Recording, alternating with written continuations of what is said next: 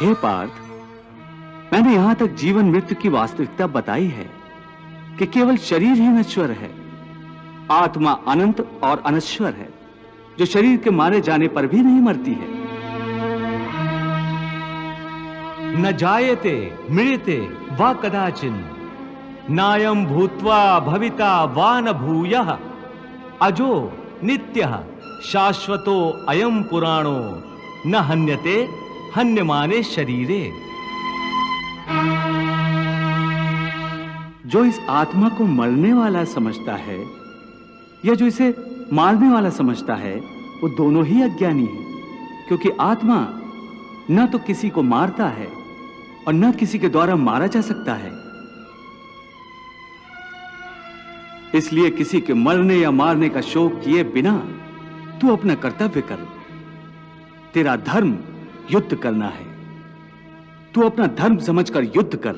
हे मधुसूदन, तुम बार बार इस बात पर जोर दे रहे हो कि मन पर पूरी तरह काबू पा लो तो मुक्ति के द्वार खुल जाएंगे, परंतु मन को वश में करने का कोई सरल साधन भी है? साधन तो अवश्य है, सरल भी है, परंतु बड़ा दुष्कर भी है। सरल भी, दुष्कर भी, इसका क्या अर्थ है केशव? इसका अर्थ है कि यदि तुम धीर मति वाले हो, दृढ़ निश्चय वाले हो, तो यह काम सरल है, और यदि तुम्हारी मति धीर नहीं है तो दृढ़ निश्चय नहीं कर सकोगे, और दृढ़ निश्चय नहीं कर सकोगे तो जन्म जन्मांतर तक भटकते रहोगे। यह दृढ़ निश्चय कैसे हो सकता है? विश्वास से। किसमें विश्वास से? परमात्मा में विश्वास से, सत्य में विश्वास से, अपने धर्म में विश्वास से। जब अपने धर्म अर्थात कर्तव्य को जान लोगे तो फिर दृढ़ निश्चय होकर अपने धर्म पथ पर, अपने कर्तव्य पथ पर आगे बढ़ोगे।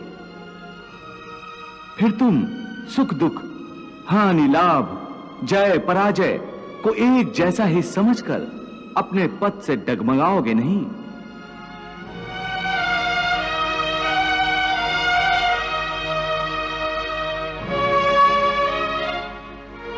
हे अर्जुन, तुम शिष्य बनकर मेरी शरण में आए हो, इसलिए यहां तक मैंने तुम्हें ज्ञान योग अथवा सांख्य योग की शिक्षा दी है। अब मैं तुम्हें कर्म योग के विषय में वो गूढ़ विधि बताऊंगा जिसके द्वारा तू कर्म करता हुआ भी कर्म के बंधनों से मुक्त रहेगा। सुख दुखे समे कृत्वा लाभा लाभो जया जयो ततो युद्धाय युजस्व नैवम पापम अवाप्स्यसि। इस प्रकार सुख दुख, लाभ हानि, जय पराजय अथवा हार जीत को एक समान समझकर केवल इसलिए युद्ध करो क्योंकि इस समय युद्ध करना तेरा कर्तव्य है। और यदि इस मानसिक वृत्ति से इसे अपना धर्म समझकर युद्ध करोगे तो तुम्हें उसका पाप नहीं लगेगा। ये क्या कह रहे हो केशव कि युद्ध करके पाप नहीं लगेगा? युद्ध में तो इतनी हिंसा होगी, लाखों प्राणियों की हत्या होगी, फिर मनुष्य उसके पाप से कैसे बचेगा?